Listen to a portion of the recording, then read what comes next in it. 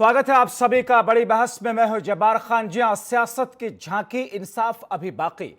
हम चर्चा इसी पर करेंगे। हमारे साथ कई सारे खास मेहमान होंगे। हाथरस के इंसाफ हमारे साथ में सारे खास मेहमान इस वक्त इस चर्चा के लिए शामिल हो चुके हैं, जिसमें भारतीय जनता पार्टी के नेता और प्रवक्ता शबनम पांडे जी हमारे साथ में जुड़ी हुई हैं, समाजवादी पार्टी के नेता और प्रवक्ता कपिल श्रीवास्तव जी हैं, कांग्रेस पार्टी के नेता और प्रवक्ता प्रियंका गुप्ता जी हैं, राजनीतिक विश्लेषक के तौर पर विजय उपाध्याय जी हैं और रिटायर्ड IAS अधिकारी रमेश मिश्रा जी हमारे साथ में। आप सभी लोगों का शुक्रिया के साथ में स्वागत है।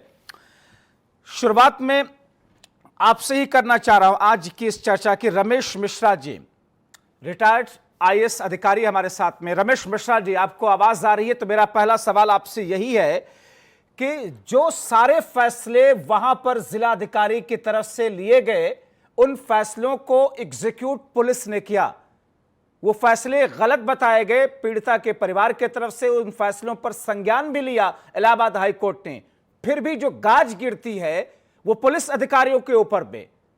वो अधिकारी, वो जिलाधिकारी साफ साफ बचे रहते हैं जिनके फैसलों के बुनियाद पर सब कुछ वहां हुआ। ऐसा क्यों सर? देखिए, जो मुझे ध्यान से सुनिए, जो मैं बात कह रहा हूं बीच मत टोकिएगा। वास्तव में पिछले 15 मैंने नौकरी मेरी 35 साल 36 साल हुई। SDM भी रहा, ADM भी रहा, DM भी रहा जी, शासन में भी सेक्रेटरी रहा। जो भी 20 साल में स्थिति बन रही है, चाहे सरकार की मजबूरी हो या जानबूझकर सरकार करती हो, पुलिस को शक्ति देती गए, बढ़ाते गए, बढ़ाते गए, बढ़ाते गए। कितनी चिट्ठियां शासन से महीनों में, 6 महीने में एक बार जारी हो जाती है कि साहब, या मीटिंग होती है तो पुलिस के साथ अपना सामंजस्य बना के रखिए, क्योंकि लॉ एंड ऑर्डर प्रायोरिटी हो गई। ठीक है। तो पुलिस के साथ अब पहले अंग्रेजों ने जो कलेक्टर का पद बनाया था, वो एक जस्टिस जुडिशियस पद बनाया था कि वो निष्पक्ष रूप से स्वतंत्र निर्णय ले सके, किसी के कहने पर न ले। आज स्थिति ये है कि पुलिस अधिकारी जो लॉ एंड ऑर्डर के विषय में कहता है, DM मजबूरन वही निर्णय लेता है। और 99.99 केस में मैंने देखा है, जैसे थाने की पोस्टिंग आपने कह दिया कि साहब थाने की पोस्टिंग जिलाधिकारी की स्वीकृति से हो, 99.99 केसेस में जिलाधिकारी उन्हीं SO की पोस्टिंग करता है जो SSP SP लिख के प्रस्तुत करते हैं। इसलिए कि DM को आपने धीरे धीरे कमजोर बना दिया उसको, कि साहब लॉ एंड ऑर्डर के इश्यू में पुलिस से राय लिख ली जाए, काम किया जाए। यहाँ पर मैं श्योर हूं कि जो पुलिस ने DM को राय दी होगी, पुलिस ने वही निर्णय, DM को राय दी होगी, DM ने वही निर्णय लिया होगा। 2 इश्यू खाली है कि साहब रात में लाश जलाने का और रात में पोस्टमार्टम का। पोस्टमार्टम की तो CRPC में प्राविधान है कि DM की अनुमति से अंधेरे में पोस्टमार्टम किया जा सकता है, केवल DM की अनुमति से, नहीं तो नहीं, सूर्यास्त के बाद। लेकिन लाश जलाने के लिए कोई किसी CRPC या PC में प्राविधान नहीं है कि DM से अनुमति ली जाए। अब ये DM का जो था इश्यू है, DM नया लड़का, DM के पास अनुभव विहीन DM थे, नए थे, और SDM वो मैं देख रहा हूँ वो भी नए लड़के हैं। इनको कोई लॉ एंड ऑर्डर का कभी ऐसा बड़ा इश्यू सामने आया तो आप नहीं। मानते हैं ना कि वहां जिलाधिकारी से गलती हुई? आप मानते हैं, स्वीकार करते हैं ना? हाँ हुई, लेकिन उस व्यक्ति ने, देखिए, मैं ये भी, मेरी बात ध्यान से सुनिए, DM ने जो ये बात कही कि अगर वो कोरोना से मर जाती तो उसको 25,000 लाख नहीं मिला होता, इससे मिला, इसलिए शांत रहो, ये DM ने कहा। ये DM की अपरिपक्वता है। लेकिन एक बात मैं कहूंगा, ऐसा कहना नहीं चाहिए था, ये गलत मानसिकता भी हो सकती है, होगी, लेकिन मैं ये कह रहा हूं, क्या ये नग्न सत्य नहीं है कि जो उद्देश्य था मुआवजा देने का, वो उद्देश्य था कि परिवार का यदि रोजी रोटी कमाने वाला व्यक्ति मर जाता है तो पैसा देके उसकी रोजी रोटी, और आज क्या हो गया कि पैसा देके वो बंद कर दो, उसने वही कह दिया। एक नग्न सत्य समाज के सामने उसने रखा, प्रशासन के सामने ठीक है, सारी बातें अपनी जगह, ध्यान देना चाहिए, सारी बातें अपनी जगह, सारी बातें अपनी जगह, रमेश मिश्रा जी, सारी बातें अपनी जगह, मगर ये संवेदनहीनता की पराकाष्ठा थी एक जिला अधिकारी की तरफ से, उनके मुंह से ऐसी बात कही जाना। मैं उस पर अभी नहीं जा रहा हूं। मैं आपसे सिर्फ ये जानना चाहता हूं, मैं आपसे सिर्फ ये, वहां के पुलिस के आला अधिकारी नप जाते हैं, अगर SHO से लेकर इंस्पेक्टर से लेकर के SI से लेकर के सबके खिलाफ में गाज घिसती है, SP से लेकर के जिलाधिकारी जिनके द्वारा फैसले लिए गए, भले वो फैसले पुलिस महकमे के दबाव में लिए गए, उस जिलाधिकारी के खिलाफ कार्रवाई क्यों नहीं हुई है? होगी, कार्रवाई होगी। आप, मेरा अनुभव कहता है कि 1-2 दिन में देखिए SIT की रिपोर्ट आ रही है, डीएम के खिलाफ भी कार्रवाई होगी, मुख्यमंत्री निर्णय लेंगे इसमें, नहीं ऐसा तो क्यों होता है। ये डिले क्यों किया गया, यही तो मैं आपसे समझना चाहता हूं। ये डिले क्यों किया गया? जो कार्रवाई हुई थी एक साथ दोनों लोगों के खिलाफ कार्रवाई होती, कप्तान साहब हटाए गए थे, एसपी हटाए गए थे, वहां पर जिलाधिकारी हटाए जाते, या एक लोगों में मैसेज जाता कि यहां पर सख्ती बढ़ती जा रही है गैर जिम्मेदार लोगों के खिलाफ? जो एग्जीक्यूट कर रहे थे, जिन्होंने ये सब करवाया, लाश जलाई, उसका पोस्टमार्टम, देखिए पोस्टमार्टम रिपोर्ट भी जो रिपोर्ट आ रही है मेडिकल की, मैं उस पर भी बड़ा शंका कर रहा हूं।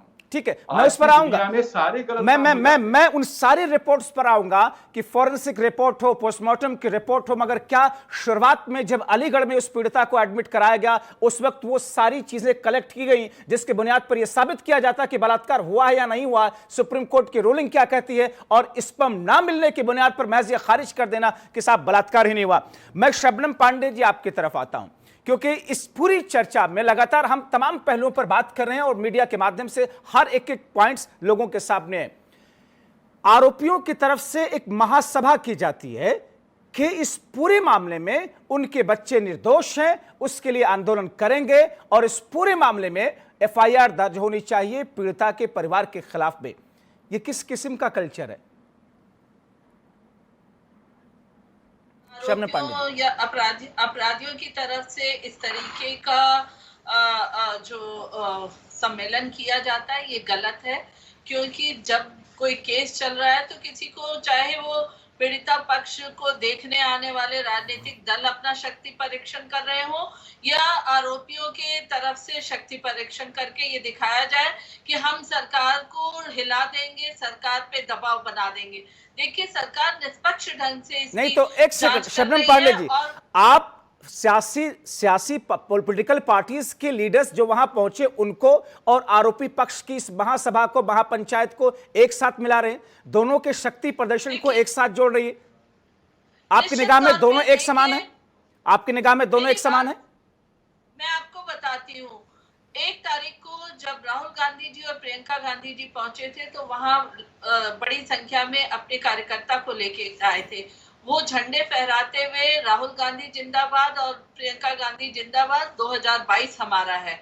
क्या ये 2022 का चुनाव चल रहा है कि हमारा है बनाने आए हैं? इस तरीके का अगर शक्ति परीक्षण एक बच्ची के लाश पे कोई पॉलिटिकल पार्टी करती है तो मैं दोनों को एक ही कहूंगी, क्योंकि नहीं, 1 तारीख को कहां हाथरस पहुंचे थे? क्योंकि मैं सबसे सीधा सवाल करूंगा, 1 तारीख को राहुल के कार्यकर्ता हाथरस के इस गांव में कहां पहुंचे थे? बहुत पहले उनको तो हिरासत में ले लिया गया था। बहुत पहले तो उनको हिरासत में ले लिया गया था जी, उन लोगों को लौटा दिया गया था, पर जहां वो इकट्ठे हुए थे वहां पे इस तरह के नारे आप मानती हैं कि किसी भी इश्यू पर विपक्ष को कोई मुद्दा नहीं उठाना चाहिए, कहीं पर जाकर के संवेदना प्रकट नहीं करना चाहिए? विपक्ष का धर्म क्या है, आप ये कहती हैं? देखिए निश्चित तौर पे उठाना चाहिए, और जब तक विपक्ष आवाज नहीं उठाता है तब तक लोकतंत्र मजबूत नहीं होता। दोनों तरह की बात आप कर रही हैं ना? नहीं, मैं इस बात पे उस नारे को देखकर जो संवेदनहीनता मुझे दिखी, जिससे मुझे दर्द हुआ, उस बात को मैं कह रही हूँ। मैं इसको कहीं नहीं नकारती। विपक्ष है तो लोकतंत्र मजबूत है। प्रियंका गुप्ता जी जवाब दीजिएगा, प्रियंका गुप्ता जी जवाब दीजिएगा शबनम पांडे जी को।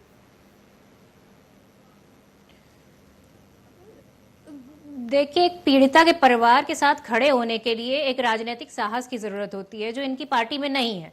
ये सिर्फ खड़े होते हैं जो अपराधी हैं उनके साथ में। आप देखिए पूरे केस में किस तरह से इन्होंने लीपापोती की, जिस तरह से डीएम पर खुद पीड़िता का परिवार ये आरोप लगा रहा है कि उन्हें डराया गया, धमकाया गया, उनसे केस में रफा दफा करने की बात ये कह रही हैं, वीडियोस तक वायरल हैं, ये कह रही हैं, बावजूद भी डीएम पर कोई कार्रवाई नहीं की जाती। इस बात का जवाब दीजिएगा कि आरोपियों की तरफ से शक्ति प्रदर्शन करना, महापंचायत बुलाना और विपक्षी पार्टियों की तरफ से वहां जाना, दोनों एक ही जैसा है?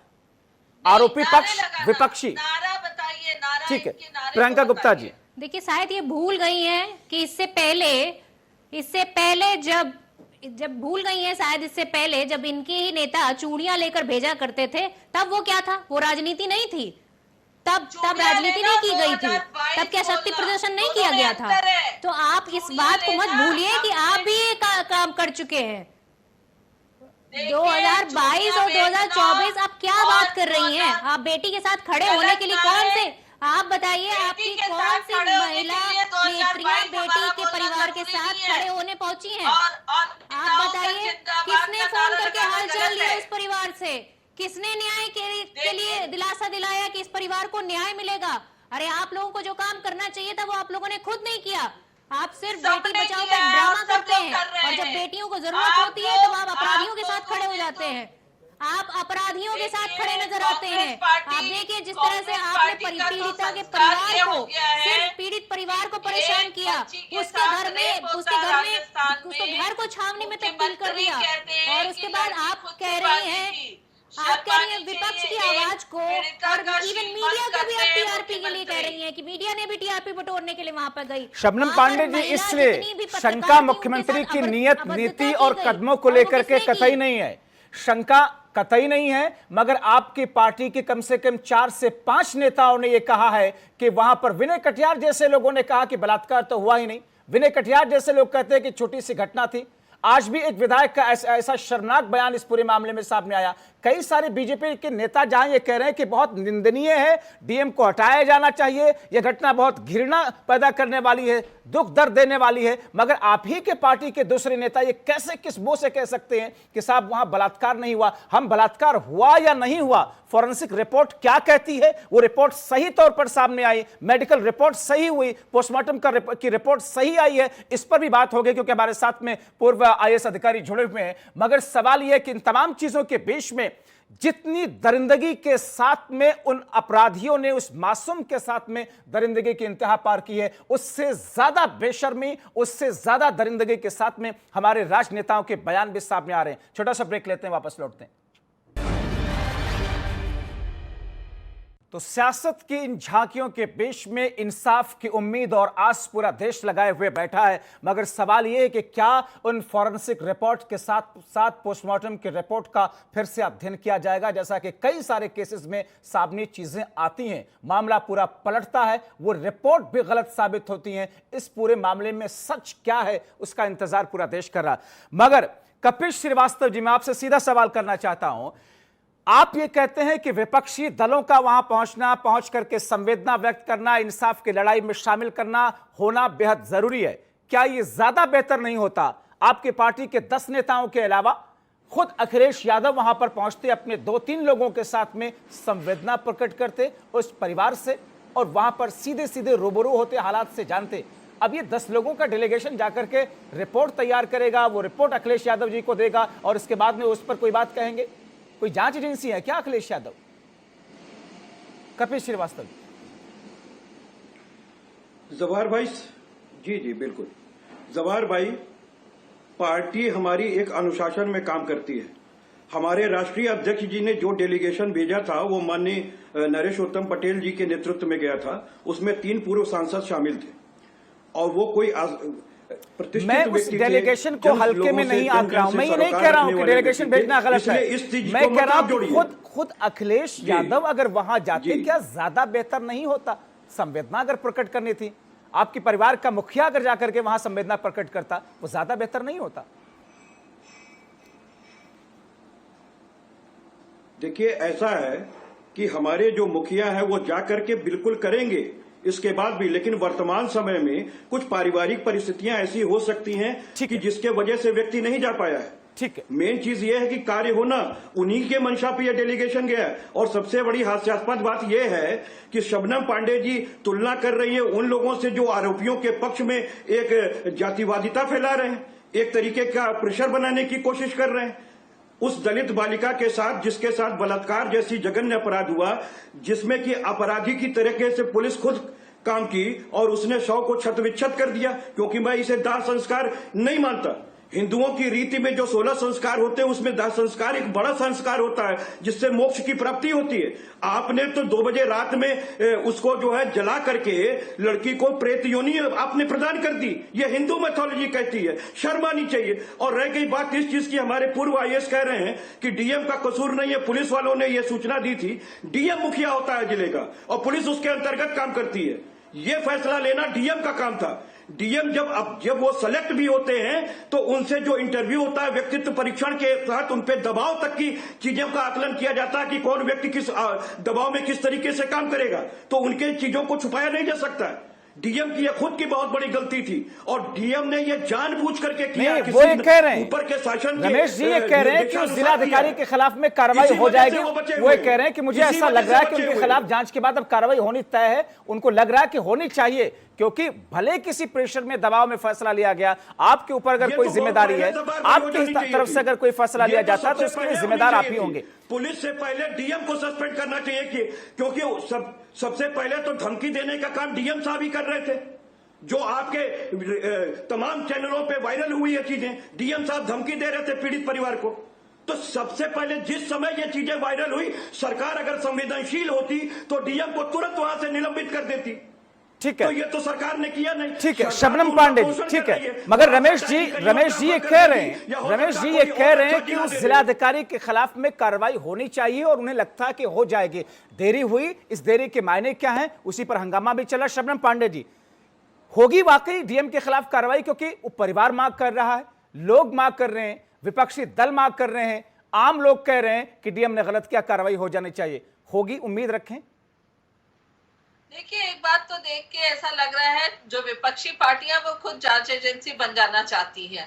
जब उनके समय में इस तरीके की घटनाएं होती थी तो मंच पे लेके घूमते थे और बच्चों से गलती हो जाती, जैसे अरे शबनम पांडे जी क्यों जाती हैं उन गलियों में जहां जिन गलियों में आप लोगों के चेहरे पर भी बहुत कीचड़ पड़े हैं? मत जाइए ना, बहुत सारे नाम है आपकी पार्टी के नेताओं के भी, मैं उन बहस में नहीं जाना चाहता।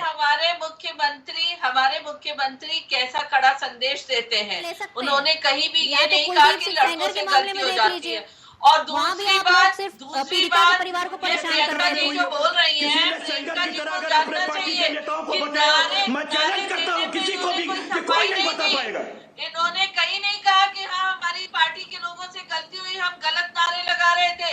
लड़की के शव पे संवेदना व्यक्त करने के बजाय हम अपनी हमारे पार्टी के लोग संवेदना जाहिर कर रहे हैं, रोज न्याय पाने की लड़ाई लड़ रहे हैं। आपकी पुलिस उन पर बर्बादापूर्ण कार्रवाई कर रही है, उनका सर फोड़ने का काम कर रही है। ठीक है, एक सेकंड, तुतुमा नहीं, एक सेकंड, ये शोर शराबा नहीं, मकसद है इंसाफ तक पहुंचे। ये पूरा प्रकरण जांच पड़ताल की पूरी प्रक्रिया इंसाफ तक जल्द से जल्द पहुंचे। मैं आपकी तरफ नहीं आ सका, बहुत माफी के साथ में विजय उपाध्याय जी, बहुत देर से आ रहा हूं आपकी तरफ। विजय उपाध्याय जी, राजनीतिक तौर पर इसका फायदा लेने की एक कशमकश तो है ही, इस बात से कोई खारिज नहीं किया जा सकता, मगर इस बात को भी खारिज नहीं किया जा सकता कि विपक्षी पार्टियों की तरफ से वहां जाना गलत ही है। हर पार्टी जाती रही है, यही मौजूदा वक्त की सत्ता पक्ष भारतीय जनता पार्टी जब विपक्ष में होती है तो यह भी जाती रही है। और एक बहुत तल्ख बात मैं कहूंगा, जब मुंबई के अंदर अटैक हुआ था ताज के ऊपर में आतंकियों का, वहां भी एक बड़ा चेहरा बीजेपी का पहुंचा था विपक्ष के नेता के तौर पर।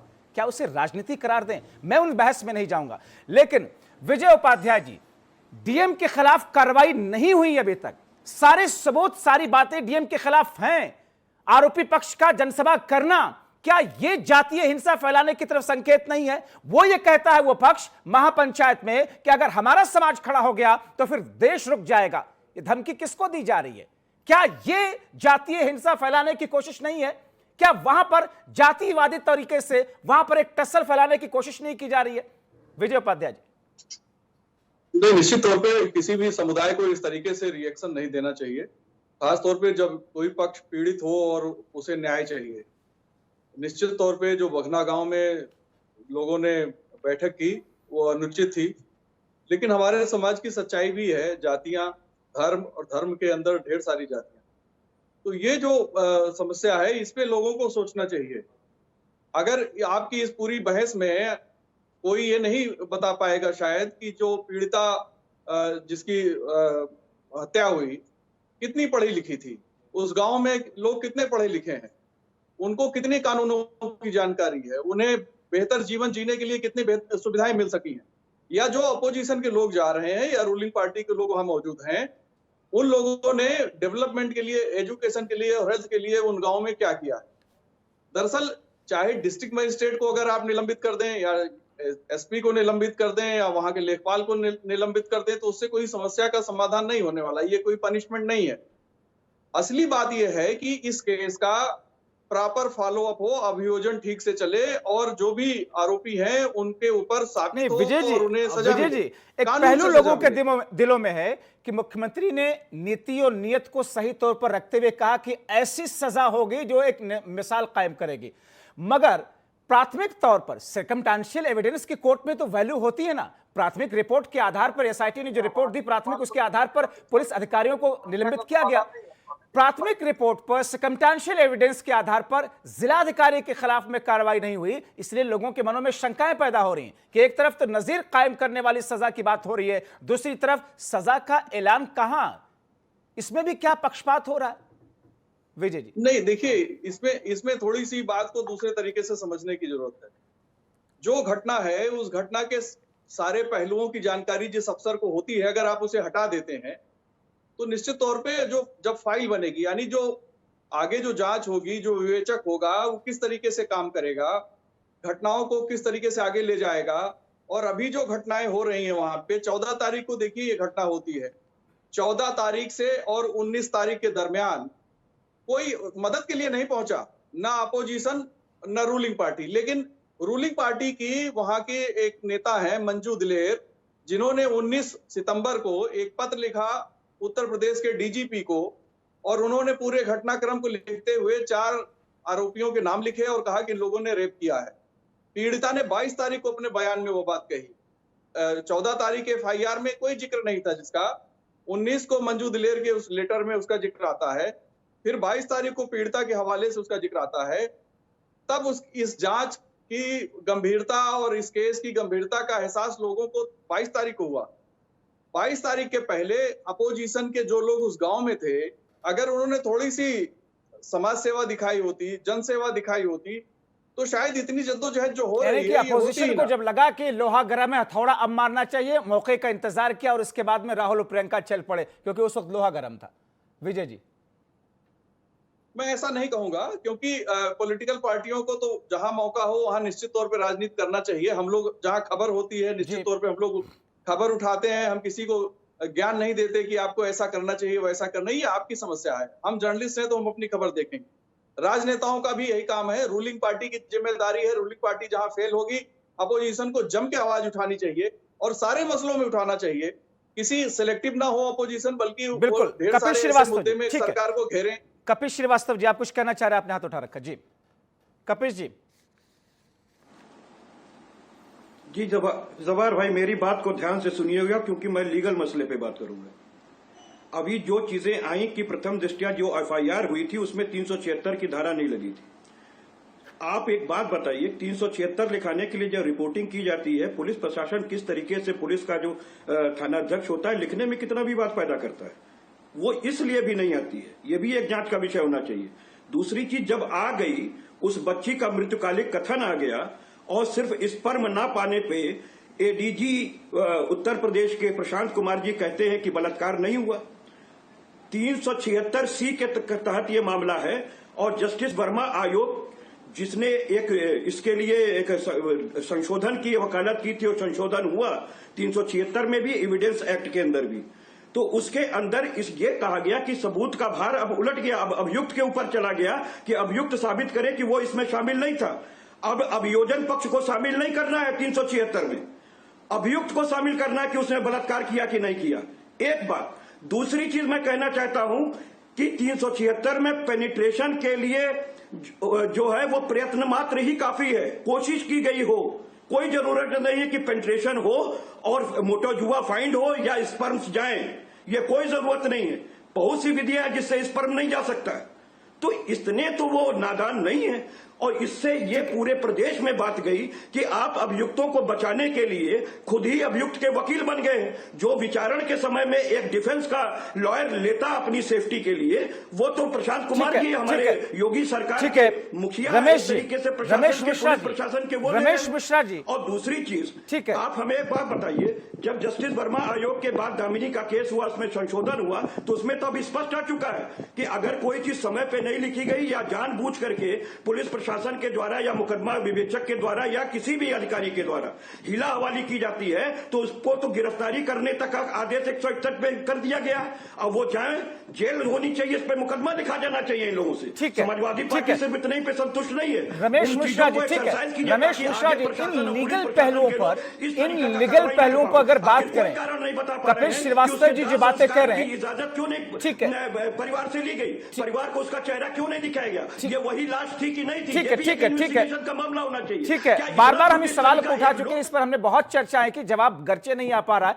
रमेश मिश्रा जी, ये जो सिलेक्टिव होकर के चाहे विपक्षी दल हो या फिर सत्ता पक्ष हो कि साहब रिपोर्ट ये कहती है कि बलात्कार नहीं हुआ, अरे रिपोर्ट ये कहती है कि बलात्कार नहीं हुआ, तो क्या सत्ता पक्ष से जुड़े हुए लोग उस रिपोर्ट का हवाला दे करके इस पूरे प्रकरण में अपनी बात को इस अंदाज में रखेंगे जिससे कि डाइंग डिक्लेरेशन ही खारिज हो जाए, जिससे कि जो कोर्ट की रूलिंग्स हैं, जस्टिस वर्मा के अमेंडमेंट की जो बात कर रहे हैं, वो सारी की सारी चीजें खारिज हो जाए?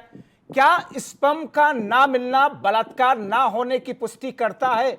क्या उन फोरेंसिक से लेकर के मेडिकल रिपोर्ट के दोबारा से अध्ययन और जांच नहीं होनी चाहिए? रमेश जी, ये जैसे श्रीवास्तव ने जो बात कही है वो बिल्कुल सही कही है कि कोशिश अगर आदमी करता है, और उन्होंने ये भी बहुत क्लियर कर दिया कि कंडम लगा के आदमी करेगा तो कोई इसमें नहीं मिलेगा। तो ये इशू जो कुछ हुआ है उसका डायरेक्ट डिक्लेरेशन है, और किसी जवान लड़की को खेत पे ले जाके आदमी कमर तोड़ देगा, गर्दन तोड़ देगा, बलात्कार उद्देश्य नहीं है तो क्या है, वो कह रही है, ऊपर से कह रही है, तो उसमें तो पुलिस की भूमिका बहुत संदिग्ध है। प्राइमरीली जो वहाँ के SHO रहे होंगे, जो मुंशी रहे होंगे, इनका कहीं ना कहीं कनाइवेंस होगा, ये निश्चित रूप से कोई शंका नहीं, और इसीलिए मुख्यमंत्री जी ने सस्पेंशन किया पूरे पुलिस। तो रमेश जी, आपको लगता है कि अगर एविडेंस उसी वक्त कलेक्ट किए होते जबकि अलीगढ़ मेडिकल कॉलेज में वो लड़की थी, तो बलात्कार की पुष्टि भी शायद मेडिकल रिपोर्ट में हो गई होती? एविडेंस कलेक्ट नहीं किया गया। वो तो देखिए, वो तो मैं कह ही रहा हूँ कि जो थाना था, वहाँ का थाना, वहाँ का SHO, वहाँ के जो भी लोग होंगे उनकी 100% कनाइवेंस होगी। अब ये कनाइवेंस किसी पॉलिटिकल प्रेशर से थी या उनके किसी और दुरभिसंधि से थी, वो हम नहीं कह सकते, लेकिन SHO और मुंशी जो FIR लिखता है उतना मूर्ख नहीं है इन सब घटनाओं को एकदम से 376 का छोड़ के लिखते हो, जबकि उसकी मौत हुई है, शरीर में चोटें आई हुई है। ये माने कि जानबूझ करके एविडेंस को नेग्लेक्ट किया गया, कलेक्ट नहीं किया गया। अब मैं एक और चीज जानना चाहता हूं रमेश जी, क्या अभी भी कुछ ऐसी चीजें हो सकती हैं जिसके आधार पर दोबारा से एग्जामिन हो, जैसे कि उस बच्ची के नील के अंदर, नाखून के अंदर जो मटेरियल रहा होगा, क्या उसकी जांच की गई, उसके कपड़ों का अध्ययन किया गया, या उस वक्त जिस तरीके से फोर्सफुली अगर बलात्कार नहीं भी हुआ तो क्या बलात्कार करने की कोशिश भी नहीं हुई? ये सारी चीजें वहां पर विजाइनल पार्ट्स के आसपास या प्राइवेट पार्ट्स के आसपास में जिस तरीके से चोट के निशान रहे होंगे, ये सारी चीजें एग्जामिनेशन में क्यों नहीं आई? डिले किया गया, जानबूझ करके केस को बिगाड़ने की कोशिश की गई। रमेश जी, देखिए, सुशांत की बॉडी जला दी गई जल्दी से, उसके फादर एक हार्ट पेशेंट थे, वो समझ ही नहीं पाए, और जो समझदार लोग पहुंच पाते उसके पहले बॉडी जला दी गई। तो यहाँ भी एक तरीके से इसी तरीके से इन लोगों ने किया। अब खाली है कि DM को इतना सचेत रहना चाहिए, इंटेलिजेंट होना चाहिए, क्या ये लोग करा रहे हैं उससे। अब कोई भी लाश जलाने का कोई DM अनुमति नहीं देता है, पता नहीं कैसे DM ने लाश जलाने की अनुमति दे दी। रात में पोस्टमार्टम की तो अनुमति देता है, लेकिन ये लाश जलाने की बात पता नहीं कैसे DM से अनुमति दे दी। तो ये पूरा वो जो, इसीलिए मुख्यमंत्री जी ने जो पुलिस के महकमे को सस्पेंड किया है वो बहुत सोच के किया है, ये पूरा मैनिपुलेट पुलिस ने किया वहां पे, और DM का उसमें रोल इतना था या परिपक्वता थी, उनको बुद्धि नहीं थी, और एक प्रियंका गुप्ता जी, ठीक है, प्रियंका गुप्ता जी, एक के बाद एक लापरवाहियां हुई है, ये बातें सामने आ रही हैं इन तमाम चीजों के प्रकरण में, मगर एक जो जहरीली चीज उस हाथरस के गांव से उठ रही है, जिसके परिणाम, जिसके असर गलत तरीके से, खतरनाक तरीके से सामने आ सकते हैं। महापंचायत बुलाई जाती है आरोपी पक्ष की तरफ से, यह कहा जाता है कि अगर हमारा समाज खड़ा हो गया, हमारी जाति के लोग खड़े हो गए तो देश रुक जाएगा। क्या यह जातीय हिंसा फैलाने के लिए, जातिवादी हिंसा फैलाने के लिए एक चिंगारी देने जैसा नहीं है? शबनम पांडे जी, मैं आऊंगा आपकी तरफ से जवाब के लिए भी। प्रियंका गुप्ता जी, देखिए, ये पहली बार है कि खुद अपराधी के सपोर्ट में खड़े हो रहे हैं लोग, और उनको दिया भी जा रहा है, मौका भी दिया जा रहा है। आप ये देखिए, इससे पहले इस तरह के केस कभी नहीं हुए कि जिसमें अपराधियों को ये मौका दिया जाए कि वो अपराधियों के प्रति खड़े हो जाएं और कहें कि ठीक है, अब आप देख लीजिए, अगर हम खड़े हो गए तो पूरा देश रुक जाएगा। शर्म आनी चाहिए इस प्रशासन को और शासन को कि इस तरह अपराधी आज इतने जो है शक्तिशाली महसूस कर रहे हैं ये इनकी सरकार में कि आज वो ये कह रहे हैं कि हम अपराधियों के खिलाफ जो है मोर्चा निकालेंगे। शर्म आनी चाहिए सरकार को कि इतनी हिम्मत भी पड़ जा रही है एक अपराधी की कि वो इस तरह की बात भी कह पा रहे हैं। आप देखिए इस पूरे केस की एक न्यायिक जांच होनी चाहिए, सुप्रीम कोर्ट के जज के अंडर में जांच होनी चाहिए, तभी जाकर तथ्य निकलकर सामने आएंगे। जिस तरह से इस केस में एविडेंस को छुपाया जा रहा है, जो अभी यहाँ पे सब पैनल के जितने भी लोग हैं सबने यही बात की कि जिस तरह से तथ्य छुपाए जा रहे हैं कि उस बच्ची के साथ क्या हुआ, उसकी लाश को क्यों रात में ही रातों रात जला दिया गया और क्यों आज जो मेडिकल रिपोर्ट आ रही है उसके जरिए ये कहने की कोशिश की जा रही है कि उस बच्ची के साथ कोई भी अनिष्ट कार्य नहीं हुआ। मैं सिर्फ इतना जानती हूँ कि सरकार क्यों छुपाना चाहती है, प्रशासन क्यों बचाना चाहता है उन अपराधियों को और कैसे उन अपराधियों को इतनी शय मिल जाती है कि वो आज खड़े होकर ये बात कह रहे हैं कि हम अपराधियों के साथ खड़े हुए हैं। इस चर्चा की शुरुआत में मैंने एक इनपुट एक खबर दिखाई थी कि किस तरीके से खुफिया एजेंसियों को आशंका इस बात की है कि सरकार को बदनाम करने की, जातिवादी हिंसा फैलाने की वहां पर साजिश रची गई थी। एक बात, दूसरी बात ये आरोपी पक्ष की तरफ से महापंचायत बुला करके वहां पर जातिवादी हिंसा एक तरीके से भड़कने की शंका, ये तो खुल्लम खुल्ला है, ये तो सामने हो रहा है। क्या पुलिस और खुफिया एजेंसियों को इस बात की जानकारी नहीं कि महापंचायत 2 दिन पहले की जा चुकी है, 12 गांव के लोग उसमें शामिल थे, एक बार फिर से महापंचायत वहां पर की गई, मीडिया के कैमरों के सामने ये कह रहे हैं कि परिवार वालों के खिलाफ, पीड़िता के खिलाफ में भी, उनके परिजनों के खिलाफ में FIR दर्ज होनी चाहिए, नार्को टेस्ट दूसरा होना चाहिए और वरना हम लोग भी आंदोलन करेंगे और हम जब खड़े हो गए तो फिर देश रुक जाएगा। ये तो सीधे सीधे चैलेंज है सरकार को और देश को चलाने वाले लोगों को। शबनम पांडे जी, मैं आपको बार बार कह रही हूँ, अपराधियों के पक्ष के लोग चाहे कोई आंदोलन करे, लेकिन हमारी सरकार दृढ़ निश्चयी है। अरे तो कहां पुलिस प्रशासन ने क्यों उनको जाकर के नहीं रोका? क्या उन आरोपियों की तरफ से महापंचायत बुलाने लोगों वाले के खिलाफ में FIR दर्ज की गई? क्या उनकी गिरफ्तारी हुई? कौन करेगा यह सुनिश्चित? कैसे एक मैसेज जाएगा लोगों के बीच में? देखिए, जिस तरीके से हमारी सरकार पुलिस प्रशासन पे, वहां के जिला के पुलिस प्रशासन पे कार्रवाई कर रही है, ये आप भी देख रहे हैं। और SIT की तभी तो पूछ रहे हैं कि जिलाधिकारी महोदय कैसे बचे हुए? मैडम तभी तो पूछ रहे हैं। SIT की रिपोर्ट तो आने दीजिए। देखिए, जल्दबाजी करने से अगर एक भी दोषी बच जाता है तो ये देखिए ये बहुत ही अनर्थ हो जाता है। इसलिए जब और अब तो मुख्यमंत्री जी ने CBI को भी केस रेफर कर दिया मुख्यमंत्री जी ने, जो मगर CBI पे तो भरोसा ही नहीं कर रहा ना पीड़ित परिवार, पीड़िता का परिवार ये कह रहा कि हमें CBI जांच नहीं चाहिए। अभी तक सुनिए, अभी तक तो परिवार तो खुद न्यायिक जांच की, जब CBI को दे दिया गया तो CBI पे भरोसा नहीं, तो अगर संवैधानिक CBI जांच न्यायिक जो है सुप्रीम कोर्ट के जो जज हैं उनके अंडर में होनी चाहिए, ये चाहता है पीड़ित परिवार। आप कह रही हैं पीड़ित परिवार के पिताजी ने आप कराइए उसको CBI जांच के लिए, उनके पिताजी पीड़ित परिवार कह रहा है। आप थोड़ा अपडेट रहिए, न्यायिक जांच की डिमांड पीड़ित परिवार कर रहा है, आप थोड़ा सा अपडेट हो जाइए। मैं आपको अपडेट करके बता रही हूँ कि उनके पिताजी ने कहा है कि CBI जांच हो और मुख्यमंत्री जी ने CBI जांच को दिया है। उनके परिवार के ज्यादातर लोग ये कह रहे हैं कि CBI जांच हमें नहीं, हमें तो सुप्रीम कोर्ट के जज की निगरानी में जांच चाहिए। और अगर ये मांग एक पीड़िता के परिवार की तरफ से की जा रही है तो गलत क्या? और CBI जांच, इसी CBI को तो सुप्रीम कोर्ट ने तोता कहा था ना एक वक्त। ये उसका एक पहलू है कि जब एक डेलीगेशन मुलाकात करके आ चुका समाजवादी पार्टी के लोगों का, नेताओं का, तो फिर कार्यकर्ताओं का हंगामा और जमावड़ा वहां पर क्यों? यह भी अपने आप में एक सवाल है। और जाहिर तौर पर पुलिस जब ज्यादा दबाव में होती है तो फिर इस किस्म के लाठीचार्ज तो बहुत स्वाभाविक सा है देखना। हमारे साथ सारे खास मेहमान जुड़े हुए हैं। जिस बात को लेकर के हम चर्चा कर रहे थे, एक बार फिर से उसी पर हम आना चाहेंगे। विजय उपाध्याय जी, आरोपी पक्ष महापंचायत लगा करके ये कहता है, सब कुछ आपने सुना, हमने भी बताया उसको बार बार। एक तरफ जहां पर शंका इस बात की रही, खुफिया एजेंसियों के जरिए भी इस बात की चिंता और शंका जताएगी कि वहां पर जातिवादी हिंसा फैलाने की साजिश भी हुई थी और हिंसा फैलाई जा सकती है। दूसरी तरफ आरोपी पक्ष को इस बात की इजाजत देना, क्योंकि आरोपी पक्ष ये कह रहा है कि हमने पुलिस को इन्फॉर्म किया था इस महापंचायत के बुलाने से पहले। क्या ऐसे संवेदनशील मौकों पर इस किस्म की पंचायत अपराधियों या आरोपियों की तरफ से बुला करके यह कहना कि अगर सही तरीके से चीजें नहीं हुई, हम खड़े हो गए तो देश रुक जाएगा, इसके मायने क्या है और फिर इसकी वजह से किस किस्म के खतरे पैदा होते हैं? इन खतरों पर पुलिस प्रशासन की निगाह नहीं है क्या?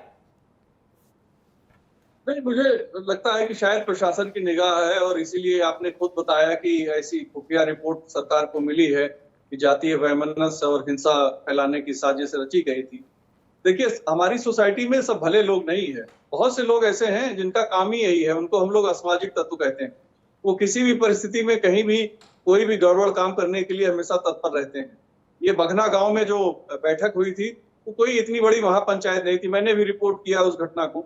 हाँ, कुछ लोग वहां जरूर थे और एक समुदाय विशेष के थे, एक जात विशेष के थे, उसको उन्होंने अपने तरीके से प्रकट करने की कोशिश की, जो पूरी तरीके से गलत है और बहुत ही ज्यादा गलत है। नहीं तो ये क्या, मैं इसकी संवेदनशीलता समझना चाहता हूं, जहां सब कुछ इतना ज्यादा हंगामा मचा हुआ हो और वहां ऐसे वक्त में इस तरीके से इजाजत भी दिया जाना महापंचायत के लिए, चाहे भले उसमें 10 लोग शामिल हो, आगे आने वाले किसी बड़े खतरे का संकेत क्या या नहीं है? नहीं, तो इसीलिए तो खुफिया रिपोर्ट आई है सरकार के पास कि ये चिंताजनक बात है। देखिए, वहां के मेंबर ऑफ पार्लियामेंट वाल्मीकि समुदाय से हैं, राजवीर सिंह दलेर, और उनकी बेटी मंजू दलेर जो राष्ट्रीय सफाई कर्मचारी आयोग की पूर्व सदस्य हैं, वो इस मसले में बहुत एक्टिव रही हैं। इसके बाद वहां सिकंदर राव के जो विधायक हैं, राणा साहब, वो अभी थोड़े दिन से इसमें सक्रिय हुए हैं। तो थोड़ा जो जातीय वोटों का जो गणित है, उसमें भी लोगों ने अपने हाथ इसमें साफ करने की कोशिश की है। अब सवाल ये है कि अगर हमारा पढ़ा लिखा एक समझदार समाज हो तो शायद इस तरह की समस्याएं ना हो। एक लड़की के साथ इतनी बड़ी घटना 14 तारीख को होती है, उसकी माँ जो बहुत ही गरीब है वो थाने पे जाती है और वो अपनी उसके भाई की तरफ से एक FIR दर्ज होती है। फिर बाद में पता लगता है कि नहीं, इसमें तो रेप की घटनाएं भी हैं। और जब रेप की घटना हुई तो रेप की घटना का उसमें बदलाव किया गया, लेकिन इस बीच में वहां मैसेज ये पहुंच गया गांव में कि जो मेंबर ऑफ पार्लियामेंट है भारतीय जनता पार्टी के, उन्होंने हस्तक्षेप कर गया, उनके परिवार ने हस्तक्षेप करके इसमें आरोपियों के नाम जुड़वाए हैं। तो ये जो कंफ्यूजन वहां पे पैदा हुआ और जो पूरे प्रोसेस में राजनीतिक हस्तक्षेप शुरू हुआ, इससे अब दिक्कत ये है कि बहुत से मामलों में अगर राजनीतिक हस्तक्षेप नहीं होता तो न्याय भी नहीं मिलता, और बहुत से मामलों में ऐसा है कि ऐसे मामलों का राजनीतिक उपयोग कर लिया जाता है जो वास्तव में कुछ और उसमें घटनाएं होती हैं। मैं ये नहीं कह रहा हूं कि इसमें क्या इंसाफ की इस मुहिम में या इंसाफ की इस प्रोसेस में पॉलिटिकल पार्टीज भी, सत्ता पक्ष या विपक्ष भी वोटों के गणित के हिसाब से अपनी एक्टिविटी कर रहा है? क्या इंसाफ वोटों के गणित की बुनियाद पर, आधार पर अब मिलेगा? दोनों तरफ की मैं बातें कर रहा हूं। हाँ, देखिए, एक मुद्दे को लेकर तो जरूर योगी सरकार की घेरेबंदी की जा रही है और बहुत मजबूती से घेरेबंदी करने की कोशिश हो रही है और सरकार उसमें घिरती जा रही है। कई जो निर्णय लेने चाहिए, जिस तरीके से निर्णय चाहिए, अब जैसे देखिए, आप रेप से ज्यादा महत्वपूर्ण बात यह हो गई है कि रात में उसका शव क्यों जलाया गया। अब शव जलाने के पीछे क्या तर्क थे प्रशासनिक अधिकारियों के, किसने ये राय दी, किसकी ये सबसे पहले सलाह थी कि इस तरीके से रात में क्रिमेशन कर दिया जाए। अगर क्रिमेशन करना भी था तो लोकल कांटेक्ट में आमतौर पे होता ऐसा है कि परिवार को लोग भरोसे में ले लेते हैं, परिवार को भरोसे में क्यों नहीं लिया गया, और वहां पे जो कुछ मगर इस सवाल का जवाब तो अभी तक नहीं आ सका ना विजय जी, सवाल का जवाब अभी तक नहीं आ सका, किसी स्तर से नहीं आ सका। लखनऊ ने पल्ला झाड़ लिया कि जो कुछ हुआ जिला के स्तर पर वहां पर फैसला लिया गया।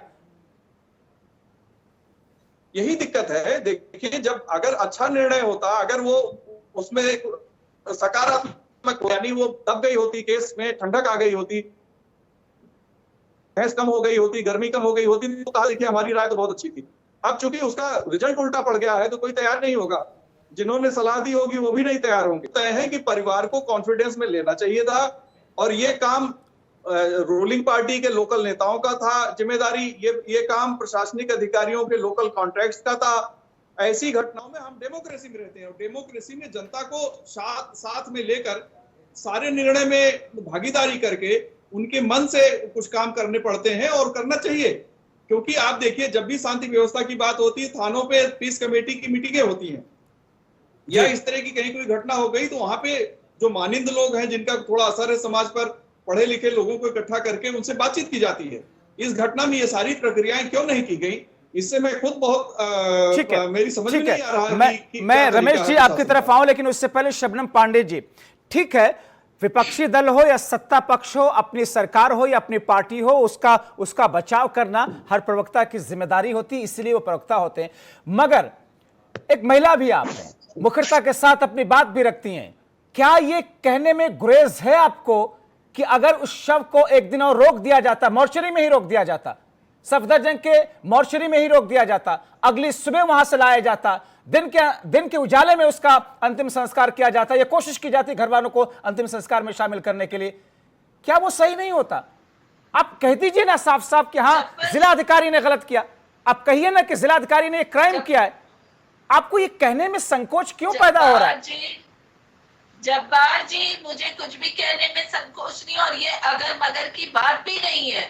ये साफ तौर पे सरकार इसीलिए कड़ी कार्रवाई करना चाहती है कि आखिर इस तरीके की गैर जिम्मेदारी वाली हरकत पुलिस प्रशासन ने वहां क्यों किया, क्योंकि सरकार अच्छी तरीके से जानती है कि अंतिम जो अंत्येष्टि शबनम होती पांडे है जी, आप सरकार का बचाव कीजिए, आपका विशेषाधिकार है, आपकी बात हम सुनवा रहे हैं, मगर क्या पुलिस प्रशासन इतना ज्यादा मनबड़ हो गया है कि सरकार के अधीन नहीं चल रहा, सरकार के खिलाफ चल रहा है? देखिए, वो मुख्यमंत्री की जो प्रतिबद्धता है उसको चैलेंज दे रहा ये प्रशासन? देखिए, एसआईटी की जांच आएगी और उसमें जिन जिन लोगों की इसमें संलिप्तता थी, कहीं ना जवाब कहीं नहीं आ पा रहा। उन्होंने गैर जिम्मेदाराना हरकत की है, इसीलिए एसआईटी गठित की गई है, इसीलिए मुख्यमंत्री जी नाराज हैं और कह रहे हैं कि हम कड़ी कार्रवाई करेंगे जो नजीर बनेगा। हम कहीं से समर्थन नहीं कर रहे। ठीक है, ठीक है रमेश जी, ठीक है रमेश मिश्रा जी, मेरे आपसे दो सवाल है। ही उसे अपनी मर्जी से अपने समय, ठीक है शबनम पांडे जी, ठीक है रमेश मिश्रा जी, मेरे आपसे दो सवाल हैं। अगर आप इस वक्त वहां के डीएम होते, जिलाधिकारी होते, क्या आरोपी पक्ष की तरफ से किसी भी तरह की कोई पंचायत, महापंचायत करने की इजाजत देते? क्योंकि एक तरफ पुलिस प्रशासन अपना काम कर रहा है, एसआईटी अपना काम कर रही है, इसमें सीबीआई जांच की सिफारिश कर दी गई है। आखिर किस किस्म की पंचायत करके क्या करना चाहता है आरोपी पक्ष, किस तरीके से पंचायत कर रहा है, क्यों कर रहा है, उसके मायने क्या, उसका नुकसान क्या हो सकता है, उसके नतीजे क्या सामने आ सकते हैं? एक दूसरा सवाल, इस पर भी आप जवाब दीजिएगा कि जब परिवार वाले ये कह रहे हैं कि हम इस बात को भी नहीं मान रहे कि वो हमारी ही बेटी का शव था, तो क्या इस पर भी जांच होनी चाहिए, नहीं होनी चाहिए? वहां से, उस चिता से बाद में वहां से जो कुछ मिली है, जो हड्डियां कलेक्ट हुई हैं, उनको भी फॉरेंसिक में भेजना, लैब में भेजा जाना चाहिए कि नहीं, डीएनए टेस्ट होना चाहिए नहीं, दोनों चीजों पर रमेश जी। पहला प्रश्न आपका जो आपने कहा वो निश्चित रूप से मैं होता तो सवाल ही नहीं था, और मेरा ऐसा अनुभव भी रहा है। मैं तो दंगाई क्षेत्र में 5-5 साल सिटी मजिस्ट्रेट रहा, मुरादाबाद जैसे में। ऐसी घटनाओं को तो एकदम से जड़ से खत्म करना चाहिए। जो ऐसा करता है उसको गैंगस्टर में, एनएसए में ऐसे रगड़ देना चाहिए कि दोबारा ऐसा न करे। ये तो बहुत गलत हुआ। तो डीएम को अब तक कार्रवाई करनी चाहिए। उसमें यही इश्यू आता है ना कि DM suo motu law and order में कोई कार्रवाई कर ही नहीं पाता है। पुलिस की रिपोर्ट कहेंगे, एसपी रिपोर्ट देंगे, नया एसपी गया, पुलिस को अंदर से दुखी होगा। अब आपके एक आईजी रिटायर्ड डीजी साहब ने भी कह दिया कि साहब आईएएस लॉबी ऐसा कराती है, आईपीएस को सस्पेंड करा दिया। तो डीएम इस समय वहां पे एकदम मतलब डीएम को हटा देना चाहिए, क्योंकि अब वो डीएम अपने को गिल्टी फील कर रहा होगा कि हमारे ऊपर इतना लोग बोल रहे हैं। तो डीएम को ऐसा कार्रवाई में अगर वो कोशिश भी करता तो मैं नहीं सोचता रोक पाता। ये पुलिस को चाहिए था कि ऐसी कार्रवाई नहीं होनी चाहिए थी। यहाँ पे अगेन पुलिस ने ब्लंडर किया है। दूसरा आपका प्रश्न है कि जो बॉडी के पार्ट्स मिले हैं, चाहे डीएम नहीं है, अभी भी चांस है। जब ये इशू है, इमीडिएटली गवर्नमेंट को चाहिए कि उसकी फॉरेंसिक जांच करा के, उसका डीएनए टेस्ट करा के, ये चीज भी कार्रवाई हो सके ना हो सके बात दूसरी, लेकिन निर्णय लेके इसको सक्षम स्तर पर भेज देना चाहिए। नहीं तो ये भी एक पॉलिटिकल पार्टीज को एक इश्यू मिल जाएगा, साहब ये आ गया था, परिवार ने कह दिया कि साहब मेरे बेटी नहीं है, उसके बाद जांच नहीं, तुरंत निर्णय लेना चाहिए गवर्नमेंट को। और ये सब पता नहीं क्यों ऐसा डिले लोग कर देते हैं इस तरीके से इश्यूज में। तो निर्णय जितनी जल्दी हो जाए। अब आप सोचिए कि राष्ट्रीय स्तर के नेता राहुल गांधी, सोनिया, उनकी बहन प्रियंका गांधी, पॉलिटिकल पार्टीज को खुद नेताओं को जाना चाहिए, अपना अध्यक्ष वहां पे जाए। ये भीड़ भेजने की क्या आवश्यकता है? वहां पे न्यूसेंस जी, ये और ये political सारी चीजें हैं जो agenda आज से की काम जनता भी, आज के आवाम के दिल दिमाग में सब चीजें अब समझ में आती हैं, उनके मन में ये सवाल उठते हैं। इसलिए हम अपनी चर्चा में उन हर पहलुओं पर समझने की कोशिश करते हैं, बिंदुओं को उठा करके, ताकि जनता जो R9 टीवी को देखती है समझ सके, इसके हर पहलुओं से न सिर्फ वाकिफ हो सके बल्कि इंसाफ की इस मुहिम को जाते हुए देख सके कि कहां तक पहुंची है।